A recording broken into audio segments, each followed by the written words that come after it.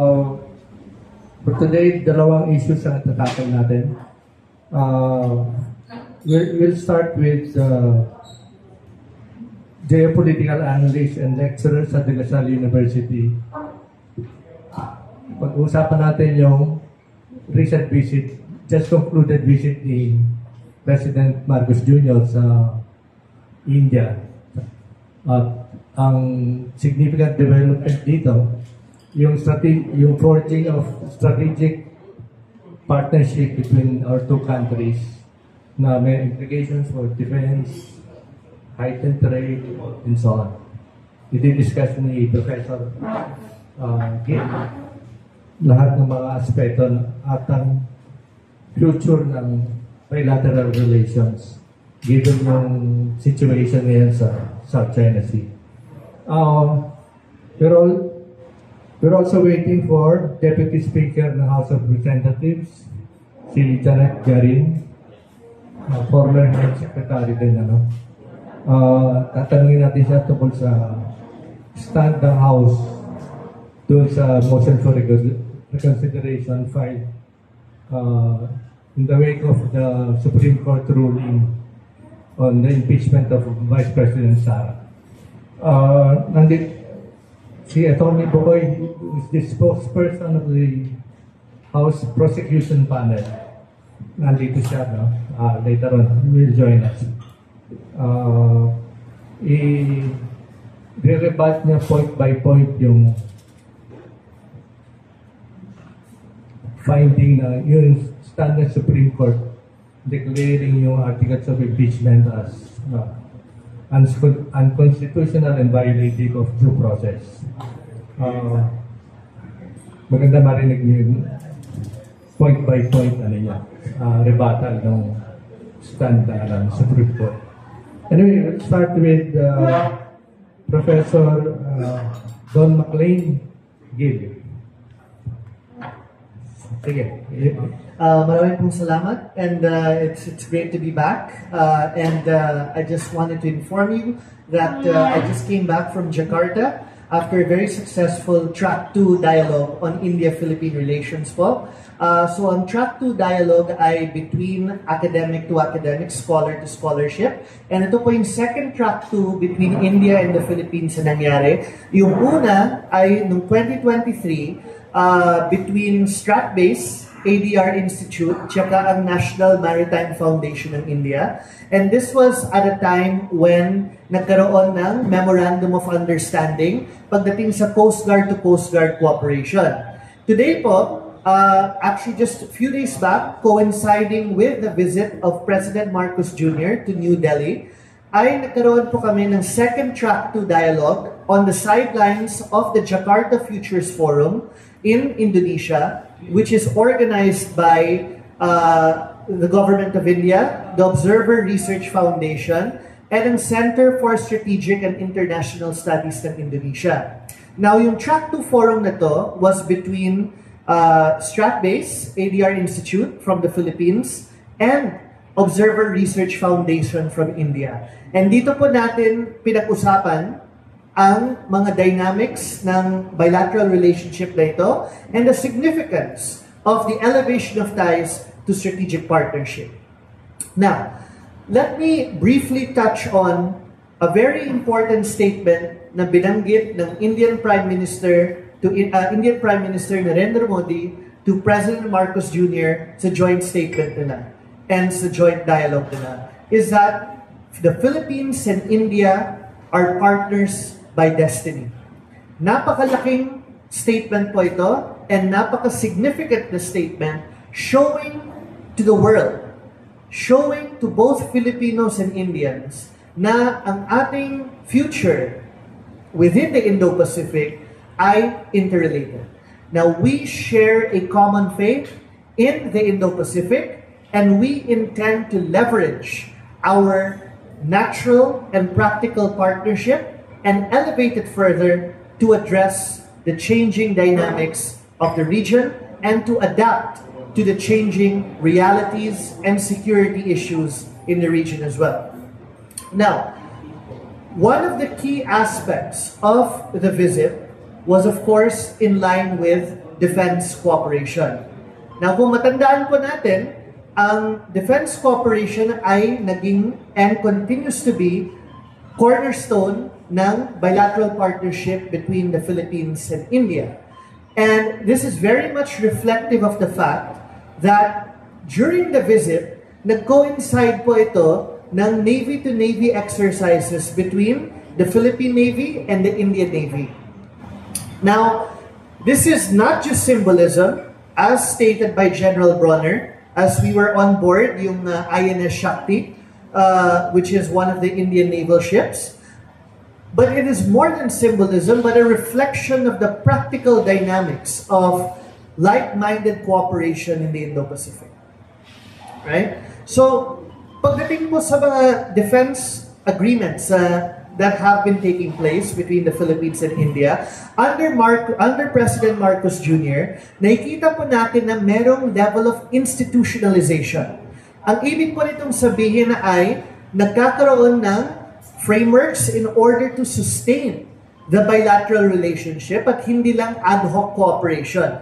Meaning, hindi lang based on informal and spontaneous levels of cooperation, but institutionalized, meaning that they would have to be,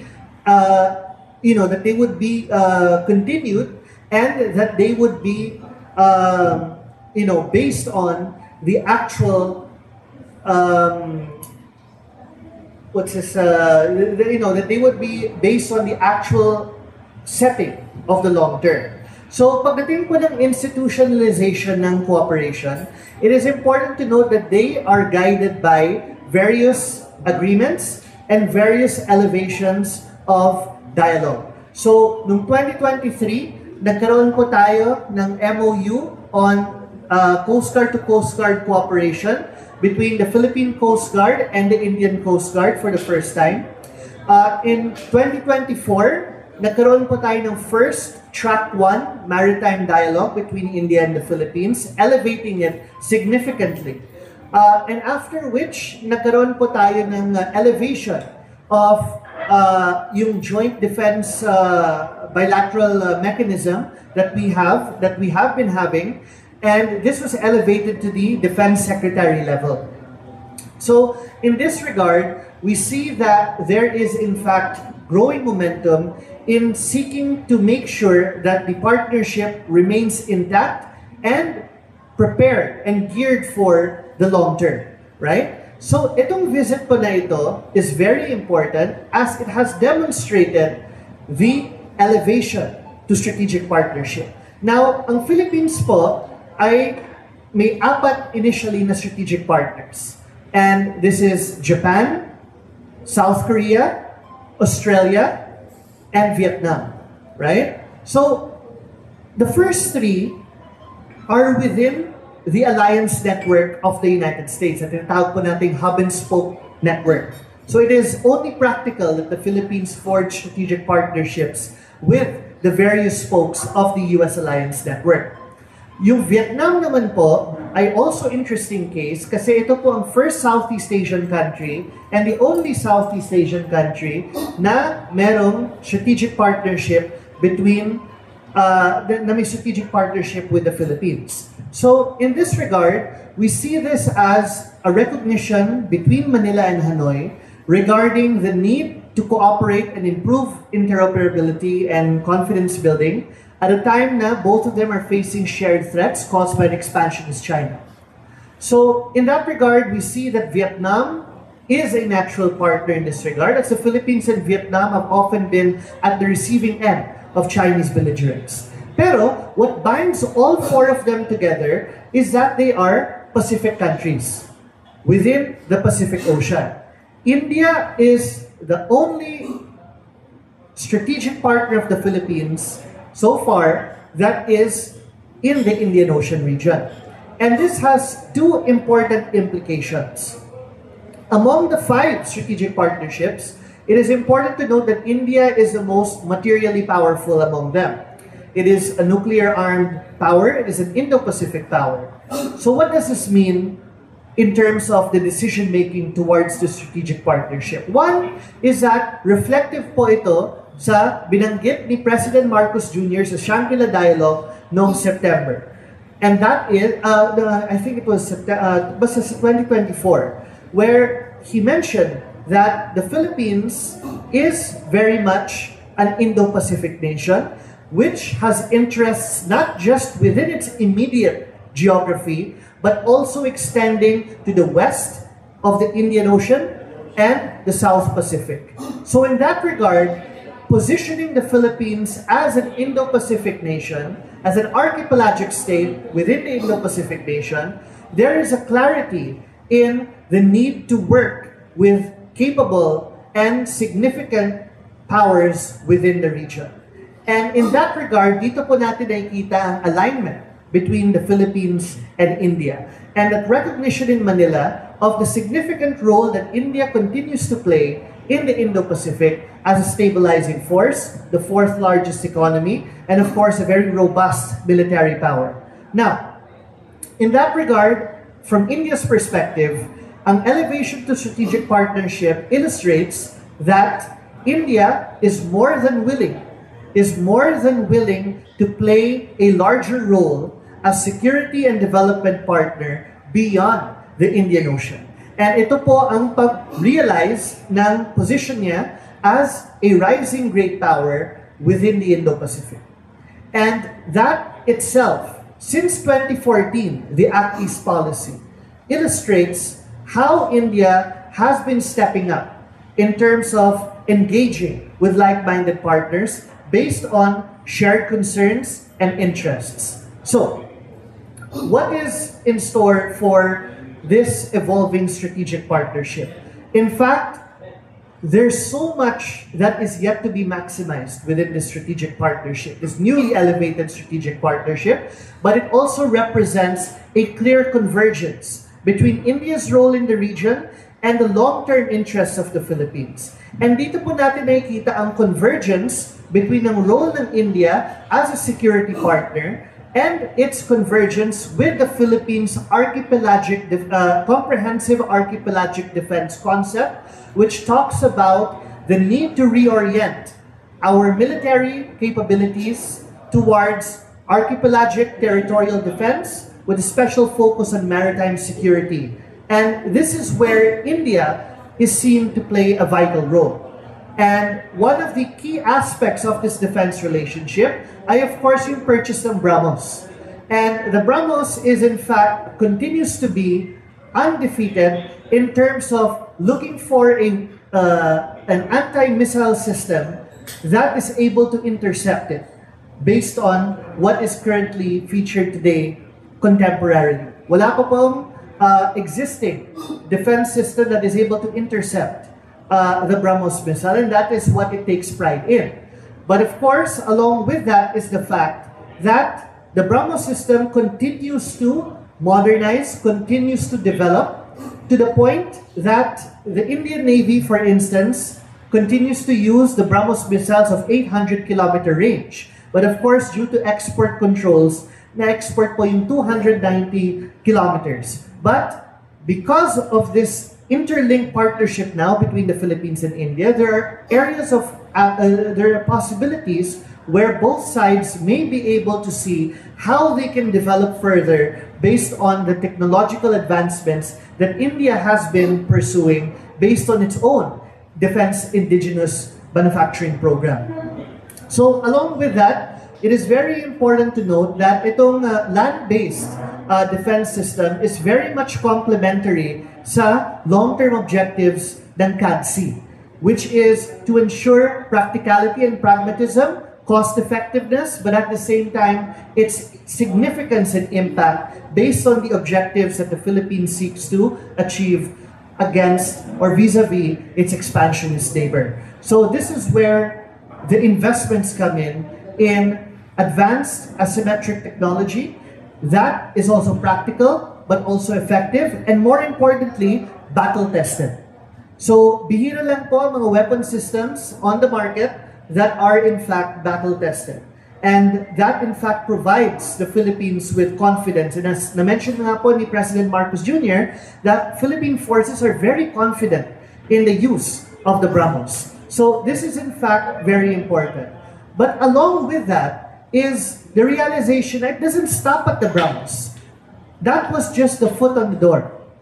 And we are likely to see more integrated defense cooperation between India and the Philippines regarding various systems as well, such as surface-to-air missiles, and a lot more. But more importantly, ang emphasis ng India that India is willing to play a larger role in supporting the Philippines' self-reliant defense posture initiative, which means that India-Philippine defense cooperation would not only be limited to buying and selling of arms, but also building the capacity of the Philippines. So hopefully, we would be looking at areas of joint production in the near future, along with other areas of collaboration within the broader supply network of defense manufacturing. And another important aspect dito, ang potential for joint production and collaboration pagdating sa mga unmanned systems, drones, which are very much crucial for the Philippine sea denial strategy. Because obviously, sea control is a numbers game, which China continues to dominate, but sea denial is a very important element in our maritime security approach. And the need to invest in such technology, such equipment.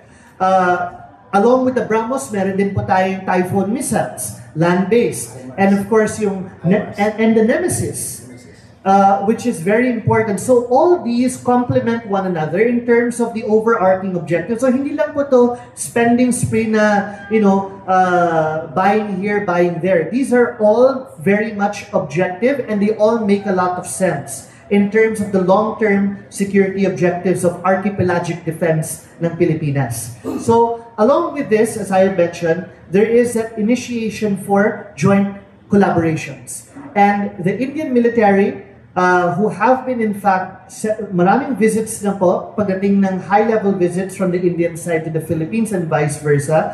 And there has been a certain message that India is willing to help and to contribute to the security of the Philippines based on the Philippines' needs. And this is in fact where the statement of Prime Minister Modi comes in, that we are partners by destiny. So hindi po ito transactional partnership, but a partnership that is a long time coming, but now na nandito na, it is very much significant based on the interests of both sides. Now, the last point I'd like to make regarding the defense cooperation is the fact that it is not only limited to traditional defense. Marami rin pong areas kung saan pwede mag-collaborate ang India and Philippines pagdating sa non-traditional security issues, pagdating sa climate change, pagdating sa maritime law enforcement vis-a-vis IUU fishing, which is very much an issue na nafe-face natin as an archipelagic nation. Yung fisheries management, for instance. So, its space program is in fact one of the most advanced in the world, and it has developed an indigenous system that has catered to a number of very important missions that have been taking place in the past few years. Now, more importantly, India is also a trusted partner when it comes to providing satellite launching services. Ang India po ay nakapag-launch ng satellites among 36 countries, satellites ng 36 countries, including developed countries such as the United States, the United Kingdom, Canada, and France. And in this regard, the Philippines and India can cooperate when it comes to such space-based technology. Kailangan din po natin ito dahil sa intersection ng climate change,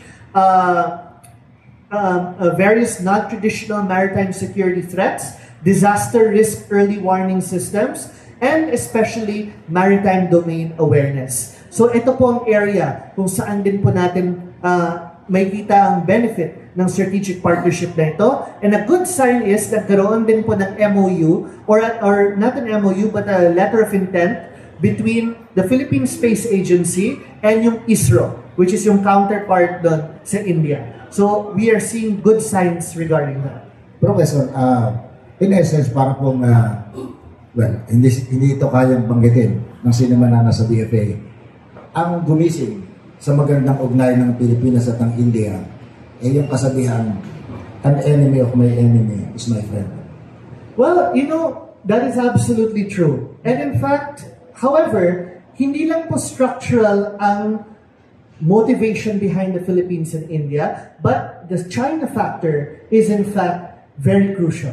And India learned it the hard way several times. Nung na-realize na, you know, initially, prior to the 1960s, India under former Prime Minister Jawaharlal Nehru was very much supportive of China, yung PRC. In fact, it was the Philippines noong Baguio Conference and yung Bandung Conference in 1955 that stated that you have to be careful about China. Kasi na-face po natin mga communist insurgencies. And we see the link between yung PRC, kaya internal security tayo nun. But post-1962, nagkaroon na ng wake-up call ng India. And we see that continue up to today in recognizing it. So again, nakita niyo yung parallelism between history ng foreign policy ng Pilipinas at ng India. Binabagit yung 1960s, kung kailan naman naging pro-China ang leader ng India, noon sila nawalan ng teritoryo, nagkaroon ng giyera. Sa Pilipinas, kung kailan pro-China naging presidente, nawalan din tayo ng teritoryo. Yes. At yung ruling ng papel sa arbitral tribunal ay tinawag na useless pieces of paper. Exactly. So dito po natin nakikita na for China, hindi po nagmamatter mga confidence-building efforts like what India had for the border. China was able to bypass that at any time kapag kailan niya gusto. So in that regard, the Philippines and India both learned that trusting and appeasing China would lead to no substantial result. Kasi gagawin niya, ang gagawin niya based on its expansionist ambitions. So partners need to strengthen their capabilities against this challenge. Yung pong partnership na binabagit nyo, kasi growing up, pinag-aaralan yan sa mga high school at kolehiyo. Yung foreign policy. Yung India, parang Vietnam yan eh. Dinidefine ng foreign policy by several number of no's. No military alliance, no foreign military bases, at no support sa isang bansang nakikipag-gera. Saan po doon papasok ang partnership ng Pilipinas? Diretso ko na po ang tanong. Kung halimbawa putukan po ba dito sa South China Sea, yung bang India handa makipagputukan doon sa northern part nila laban sa China para mabawasan ng tensyon ng gera dito sa Pacific side? Well, of course, we have to understand na hindi po actually ngayon nagre-reflect yung mga four no's na yun. India's non-aligned policy during the Cold War is long gone. From non-alignment, nag-focus na po siya ng multi-alignment. Ano pong ibig sabihin nun? Non-alignment means na ayaw sumabay ng India within the major power dynamics of the international system and it wanted to stay away. Multi-alignment is the recognition na as a rising great power, it needs to be more involved in the major power structure of the system. Now, regarding po sa question nyo, na when it comes to push comes to shove, dito po, sa either sa across the Taiwan Strait or dito, when we look at such scenarios, of course, based on pragmatic assessments, India would seek to play a role as a supporter, and that could be seen through logistics, for instance. But if China would, in fact, continue its push along dito, and doon din along the border, then that is going to be a problem when it comes to India trying to hold back. And in that regard, nakikita po natin na among the Quad members, US, Japan, Australia, and India, in the 21st century, ang India lang po ang only Quad member that has been able to give China bloody nose. Physically, India has pushed back the PLA on various occasions. And in that regard, it has that direct experience. So it's not to say that India is unwilling. But there has to be the right conditions, given, of course, yung geography ng India, which is situated between two expansionist nuclear powers then. So in that regard, however, India recognizes the cruciality of its position, particularly Andaman and Nicobar Islands. Joint Tri-Command yun, and India continues to develop that. Bakit? Because it realizes when push comes to shove, and China will try to operationalize yung dominance as a two-ocean strategy, India would be able to address this through the Strait of Malacca as well. Nandun lang siya nakaupo. Di ba binabagit yun na maaaring technological cooperation between Philippines. Kasi kung titignan po natin, mga journalists napapansin yan, ang description ng Nemesis, missile system, Typhoon, yung HIMARS, sabi nila, short punch lang yun eh. Beyond 300 kilometers, hindi na kaya nakutin dahil sa treaty na hindi pwedeng magbenta sa ibang bansa ng missile more than 300 kilometers ang layo. Doon po ba, pero of course na China, hindi naman sumusunod yan eh. Meron silang missile capable of hitting us from 5,000 kilometers away. Parang boxing yan. Boxing na maiksi ang kamay, boxing na mahabang kamay, talo yung maiksi ang kamay. Yung pong technological cooperation na binabanggit nun, kasama po ba dito kung paano ituturo sa mga Pilipino na kuting-tingin, kalikutin yung BrahMos missile para magkaroon ng longer range? That's a very good point po. And there are two things to that. One is that there has been an increase in joint training between the Indian and Philippine military pagdating sa pag-handle ng mga defense systems that are from India. And of course, along with that is the possibility of providing equipment that would be tailor-fit to the needs of the Philippines. But of course, being under parity of international law, meron po tayo yung mga regimes na tinatawag pagdating sa export control. And of course, there are limitations, especially sa range, etc. But of course, there are certain areas where India would be able to supplement certain gaps according to the rules. So, along with that, nakikita din po natin ang importance ng air defense system. And for the past few months, throughout various interstate conflicts na nangyari sa Middle East, sa South Asia, nakikita po natin ang significance ng robust air defense system. And this is something that India has also shown interest in providing the Philippines as well, such as yung Akash surface-to-air missiles, which were also battle-tested. Along with that is yung possibility of submarine collaboration. And since kasama to sa wish list ng Philippines, India has also stated na it is able to and it is willing to provide assistance and cooperation in helping the Philippines acquire its submarines based on yung indigenous prowess ng India. So we see this as, of course, complementary and a cost-effective approach as well. I remember in the mga 1950s, yung India was among the countries na na-experience ng non-aligned movement during the it was one of the one of the pero na-realize yun, it can't stay non-aligned. It cannot stay non-aligned. And because particularly you're dealing with a country that does not know the limitations based on international law, whether it be in the Indian Ocean or in the West Philippine Sea. So in that regard, may clear experience that, and not just under Prime Minister Nehru, under Prime Minister Modi din, na there were instances na pumunta si President Xi Jinping sa India, so-called to strengthen relations, to normalize relations, pero at the same time, PLA troops were crossing the border into India during that same visit. So anong nakikita natin dito? Tulad ng sinabi ni Secretary of National Defense, Secretary Gilberto Teodoro, na China has a lot to do in order to build trust. And yung ginagawa niya ay tuloy-tuloy na nagkakaroon ng deficit ng trust towards it.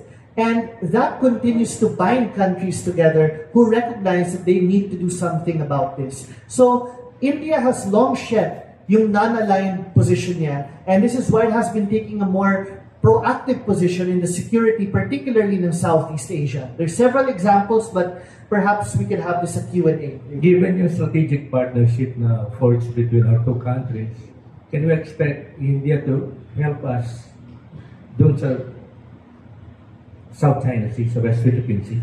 For now, we have to understand that if a push comes to shove situation happens in the greater South China Sea, magiging limited ang role ng Indian Navy for now.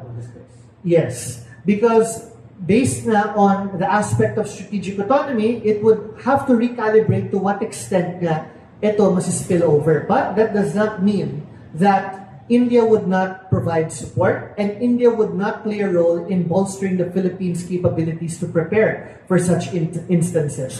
Dito pa natin nakikita ang role ng defense industrial base collaboration. India has also said that it is willing to develop ports and bases within the Philippines as well. And along with that, is yung provisions in order to prepare the Philippines and to bolster its capabilities for sea denial. So in that regard, significant din po ito. Opo, this is not to puncture a bubble naman po. Kasi ang sinasabi ng mga eksperto, hindi magandang kopyahin ng Pilipinas yung pamamaraan ng acquisition ng kagamitan sa pamilitar ng India. Hindi ko ma-remember exactly kung anong description na binanggit. Kasi sinabi na lamang, yung India parang ano yan more than a sari-sari store in English.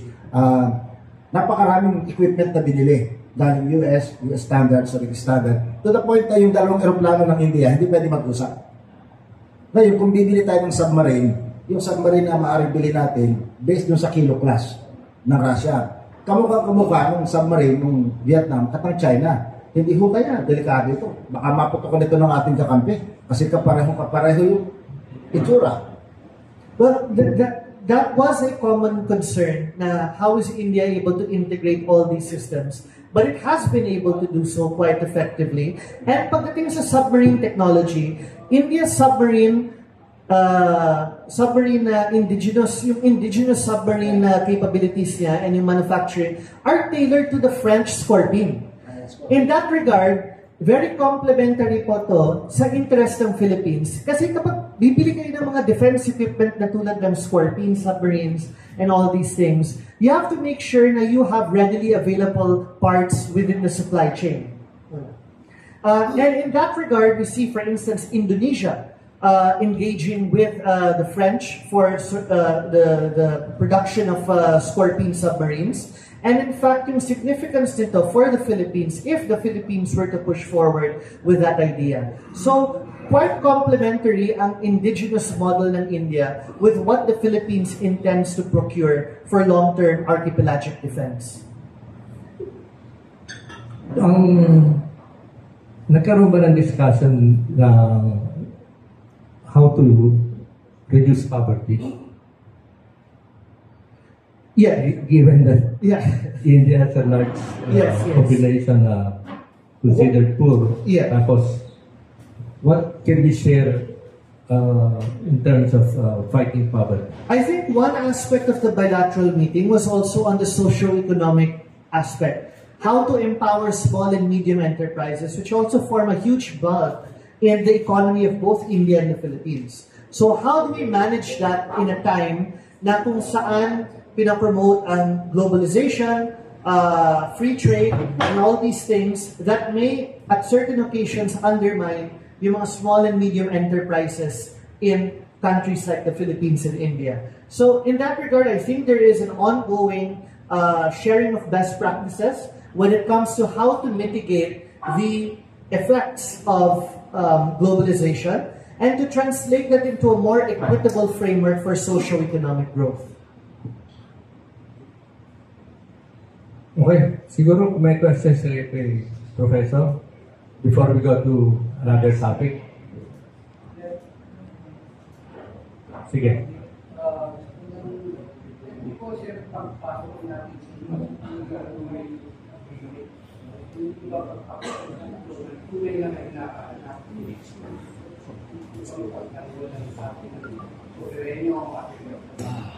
Maraming pong salamat sa tanong. And if we look into the situation, we see of course that there is this concept called burden sharing dito, especially sa Indo-Pacific. No country can preserve international law in a way that would not highlight partnerships. And this is where we have to highlight the importance of partnership building and burden sharing.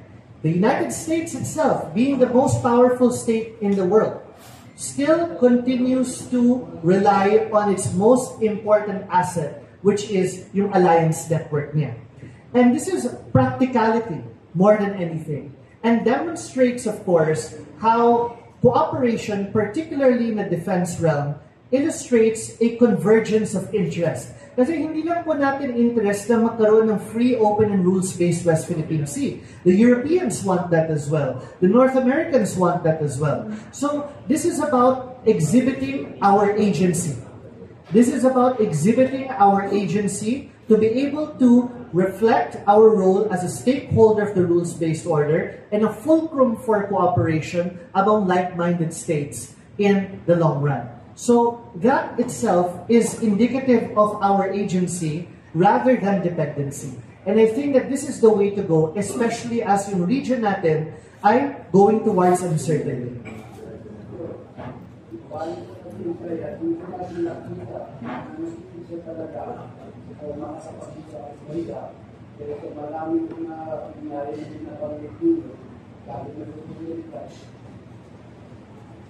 Hindi ba mas maganda na mag-ilit yung tenga halimbawa, katigal ka, kesa magkaroon tayo ng maraming mga kaya o ilit na ganyan. Di ba, neutral lang? Well, for one po, hindi po tayo pwede maging neutral by virtue of yung alliance natin. The 1951 Mutual Defense Treaty, by notion, removes us from the aspect of neutrality. And second to that is, yung threat na nafe-face natin sa West Philippine Sea ay existential. And we would need to leverage all that we can in order to secure our maritime zones based on the inalienable right of every Filipino to grant access to that. And to say na kung wala tayong gagawin, everything would be nice and everything would be stable. Nakita din po natin na ang non-action natin, yung so-called pushing aside the West and trying to sort of pave our own path, wala rin pong nangyari. Rather, nagkaroon pa ng more complications when it came to our maritime security approach. So in that regard, we've tried not doing anything, but we're also trying to do something about it in terms of expansion of cooperation. And that, in fact, reflects the need of the Philippines to leverage this growing network based on national interest in.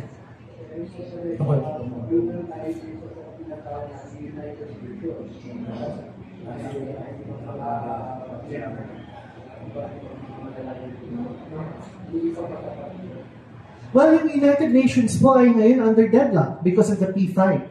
So, even though may viable option na kung saan kailangan mag-take ng action ng United Nations, kung hindi po pabor ito, for instance, sa China, i-veto niya. So, and most of the action for security takes place at the Security Council. So may deadlock. And existing forms of multilateralism like ASEAN is not helping us either dahil sa consensus-based approach. So being, of course, a sovereign nation with our own interests, kailangan natin i-tailor fit ang approach natin based sa emerging realidad ng ating international system. Okay, thank you. Can you stay on? Or do you have to go?